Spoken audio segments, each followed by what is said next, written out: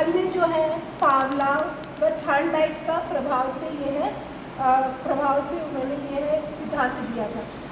Pavlov क्या कहता है, उसने कुत्ते पर परीक्षण किया था और थॉर्नडाइक ने बिल्ली पर परीक्षण किया था। उसी से प्रभावित होकर पावलोव और थॉर्नडाइक से प्रभावित होकर उसने चूहे का प्रयोग किया।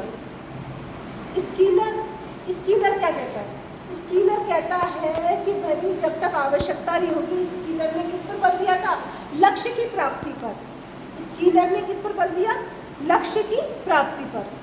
स्कीनर क्या कहता है, स्कीनर कहता है, स्कीनर ने भी हल के जो प्रयोग पर ज़्यादा जोर दिया है। स्कीनर बोलता है कि भाई जब तक आवश्यकता ही नहीं होगी तो फिर लक्ष्य की प्राप्ति तो तभी होगी जब जिसकी हमें आवश्यकता होगी। हल जो सबलीकरण का उसने सिद्धांत दिया।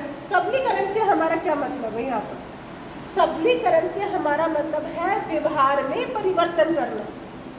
सबलीकरण से क्या मतलब हुआ, व्यवहार में परिवर्तन करना। अब जो हल सबलीकरण का जिसने सिद्धांत दिया था वह किस पर करता है, जिसको वह आवश्यकता की पूर्ति को प्रभावित करता है। उसको प्रभावित करता है हल का सबलीकरण का सिद्धांत आवश्यकता की पूर्ति पर। तो भाई यहाँ पर आवश्यकता की जो पूर्ति है उसको तो अच्छे से कंठस्थ कर लो। स्कीनर ने क्या कहा था, स्कीनर ने कहा लक्ष्य की प्राप्ति तो तभी होगी जब हमें किसी चीज़ की आवश्यकता होगी। अब जो स्कीनर है उसने जो अंत में हल के प्रयोग को ही सर्वश्रेष्ठ प्रयोग बताया है।